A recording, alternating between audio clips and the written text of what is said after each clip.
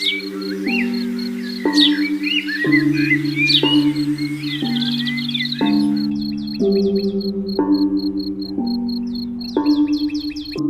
pepanggihan Sutresna Budaya panggih malih wonten cariyos Alaming Lelembut kanthi kirairan Pulung Gantung.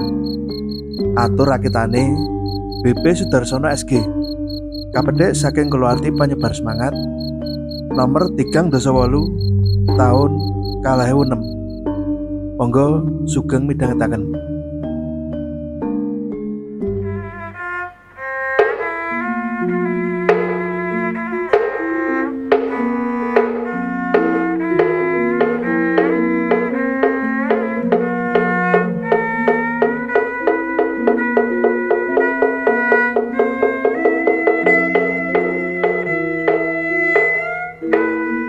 Yen panjenengan maos koran, kalawarti utawa tabloid tinamtu kang ngemot babab misteri, ing wektu iki akeh tinemu warta lampus diri kanthi cara gantung.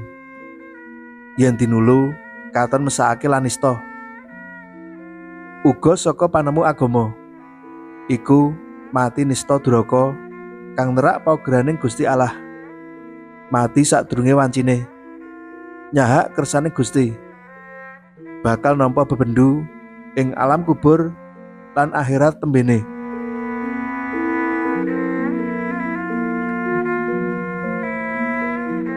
Nanging ana sawetara panganggep cara mati gantung iki klebu carane para satriya Majapahit do ing nguni kanggo nebus kesalahan wigati, kaya dene laku harakirine para serdadu Jepang nalika semana.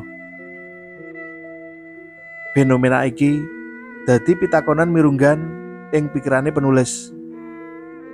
Sawetara parampara durung bisa paring wacana kang mirunggan lan durung bisa gawe cara kanggo ngawekani kedadian-kedadian ternyohake iki.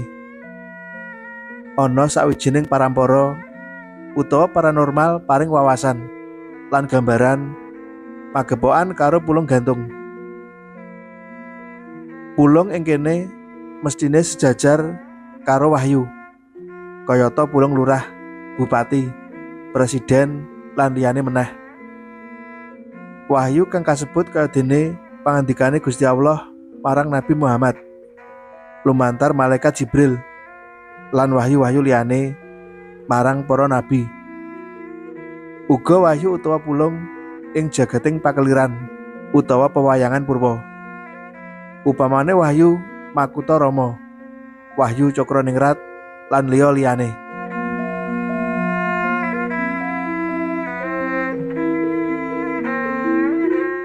Nanging pulung siji iki beda.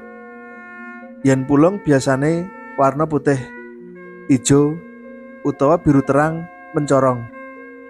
Pulung gantung iki warna abang nyremomong. Mirip kaya dene teluh braja kang kawentar ing wewengkon Banyuwangi, Jawa Wetan. Pulung gantung iki pindah-pindah. Lan sapa kang omahe ditekani ya ing kono salah sijine keluarga bakal lampus diri sarana gantung. Dene sebab musabab bunuh dirine mawarna-warna. Saka pituduhe kadang paranormal kang katelah Ki Sasra Dahana, penulis dituduhake arah lan wewengkon kang lagi dadi daerah operasine pulung gantung wektu iki. Aku mung disangoni srana donga lan mantra kemantepan marang Sih kuasane Gusti ingkang Maha Agung. Donga sumendhe marang cipta lan karsa.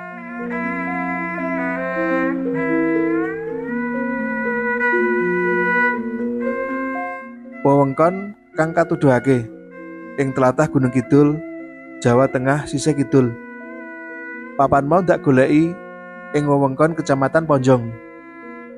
Luwih cethane aku supaya nyuwun pituduh saka paranormal sepuh ing Bosasran Ngayogyakarta. Pancen yen maca lan jinglengi sawetara tabloid mistik, papan mau pancen jumbuh karo katerangane paranormal lan para sesepuh ing lalatan Ngayogyakarta.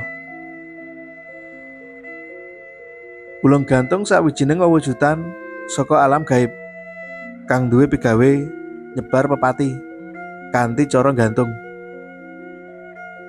Wewujudane kaya bal sepak geni, pengangah abang, nyermomong mawa buntut kobar.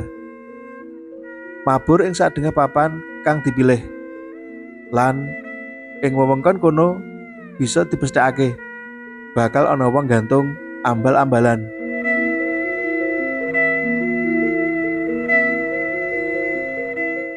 Ing wektu kang rinasa prayoga kanthi sangulaku kaya kang dingendikake Paranormal Semarang lan Ngayogyakarta, aku tumuju Desa Bedaya, Kecamatan Ponjong ing Gunung Kidul.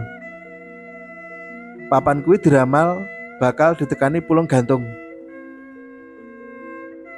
Pulung gantung niku saged memba napa mawon, nanging asli wujude nggih geni kaya bal nyemromong niku. Nek asline kados napa kirangan, kula boten saged matur, Mas. Katerangane Dalima. Lah prayogine benjang dalu rak malem Jemuah Kliwon. Kados sanjange Mbah Sekliwon niku, mengke sami-sami ditayuh to, Mas? Sambunge Kang Roji.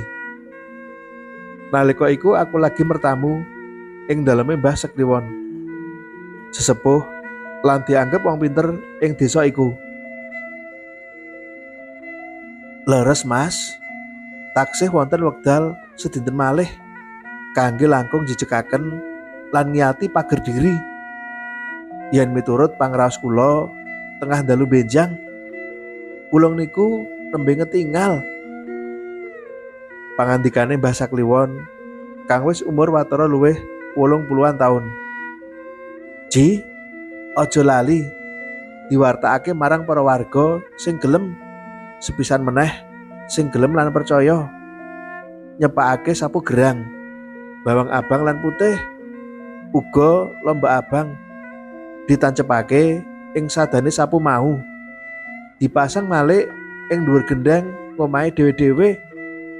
Lan kowe moh matura nyang Ustadullah, iki ora ngilmu klenik, neng mung sarana nyuwuna pambiyantu dongane wae. Lan aja lali kenthongan-kenthongane dicepakake. Kernae Mbah Sekliwon marang Dalima lan Roji. Ing wengi kuwi aku diwene katerangan bab pulung gantung saka Mbah Sekliwon, senajan ora jangkep. Pulung gantung kuwi bisa memba asu, kucing utawa manuk keblak. Nanging tekane ajeg wujud bal api abang nyermomong mawa buntut kobar. Mabur kekiter ing dhuwuring desa kang bakal kanggo kurbane. Lagi memba wujudan kewan-kewan mau kanggo nyedai omah calon kurban. Bisa malih wujudan kang banget ngegirisi yen kepergok manungsa kang linuwih lan kinacek. Warga sing omahe kepencelokan pulung gantung mau, salah sijine kang bakal dadi calon kurban. Tindak tanduke mesti bakal nganeh-nganehi. Calon kurban malih kaya wong linglung lan bingung. Wasana ing wektu kang dianggep prayoga, banjur nekat gantung. Umume nalika wektu gantunge ora kadenangan, konangan yen wis sawetara wektu lumaku kari ndeleng arah madhepe layon kang gantung mau. Bisa dinuga lan dipesthekake ing arah madhepe mau bakal ana meneh kang lampus diri kanthi cara gantung. Upamane nalika korban gantung madhepe ngalor ing sisi lor saka papan kuwi, mesti bakal ana meneh korban gantung diri. Mengkono ambal-ambalan kari percaya apa orane nyumanggakake. Jer dumadine ing lapangan ya kaya ngono kuwi. Dene pulung gantung bisa diusir kanthi sarana nabuh kenthong titir.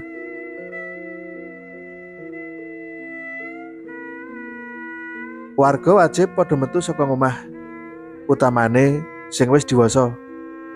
Padha ngacung-acungake ing ngakoso sapu gerang isi rerangken kasebut ing ngarep. Banjur kapasang malih ing dhuwur gendeng. Iki sarana tulak balak. Ketambahan donga-donga keselamatan. Piturut sesanggemane sesuwangan. Pulung gantung mau bakal nyingkir keplayu menyang papan liya. Ing wengi candhake malam jemah kliwon, meh ngancik madya ratri. Kaya eguh pratikele Mbah Sokliwon. Aku lan sawetara sesepuh desa wis sak gawe gati. Sawetara nunggu lepase kentongan tabuh kaping 12. Saka sisih wetan desa ana cahya abang nyremomong sakbal sepak gedene. Mabur kekiter desa jumlorot tumuju sawijining omahe warga. Sakal umyek swara kentongan titir lan bengak-bengoking warga. Ana sing ngacung-ngacungake sapu gerang. Kaya kasentak kaget. Cahya kuwi mumbul bali meneh muter-muter. Saben mudhun tumuju wuwungan ngomahing warga. Swara gumyak titir mau ambal gegono.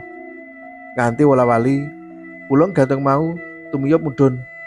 Nanging bali meneh munggah ngakoso.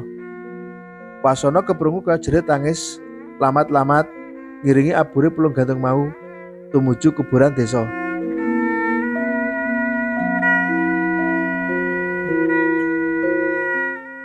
Monggo Mas, cobi diwerdekke ten pundi mencolake pulung niku.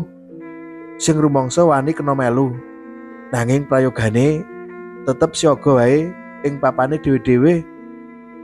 Mbah Sokliwon ngajak aku mlebu kuburan desa kang rinengga wit munggur gedhe. Swasana peteng lan singup. Tatak dikaya ngapa? Mlebu kuburan wayah wengi tetep ndadekake wulu githok pating pengkirik. Sorot senter kuwi pindah-pindah nyoroti papan-papan kang linduk klebu cungkup-cungkup kuburan. Saka grumbul pangwit munggur katon samar-samar cahya geni kang mleret kaya mawa areng. Saka sorot lampu senter katon wewujudan kaya jerangkong nanging wulune diwut-diwut. Untune rangah siung lancip. Saka bolongan tengkorak mata kuwi cahya geni abang sumunar mleret. Suarane ngrintih kaya wong nangis. Ing gulune kaya kajeret tali tambang dawa nglewer kanthi getih deleweran banger. Sawetara kang melu kepeksa nutupi irung. Ngempet ambu badhek banger. Aku nyamektakake gulungan suruh tinalenan lawe paringane Mbah Sokliwon. Kawekani yen ana kedadian kang mbebayani. Kanthi maca donga lan ngucap mantra penulak pangusir brahala. Mbah Sokliwon balangake gulungan suruh kaya sing ndak gawa. Mleset tumama ing ragane jerangkong wulu diwut-diwut kuwi. Jumedar ngeses kaya geni kesiram banyu. Jerit dumeleng wujudan ala kuwi melesat malih dadi bal geni. Mabur arah mengulon. Metu saka kawasan desa. Gemrenggeng swara dongane Mbah Sokliwon ngiringi swasana tintrim ing kuburan desa. Sawetawis desa niki kalis saking gangguan pulung gantung. Nanging nggih duka yen desa liyane sing diencoki pulung niku, ngendikane Mbah Sokliwon. Nanging kocapa seminggu saka kedadian diusire pulung gantung saka kuburan mau.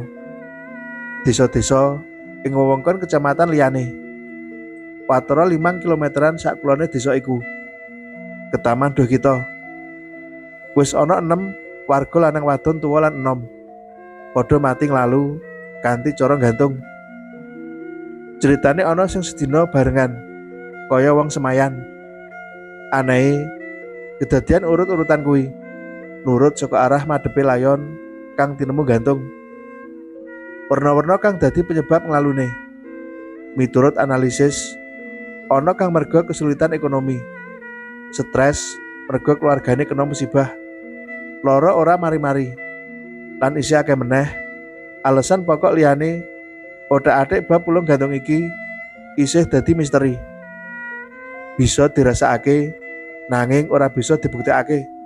Kasunyatan anane pulung geni, bilaini lan lampus diri sarana tali. Para nimpuna lan ulama wis budidaya nyebarake seserepan lan dakwah agama kanthi aris lan wening kasebarake kawruh kang murakabi.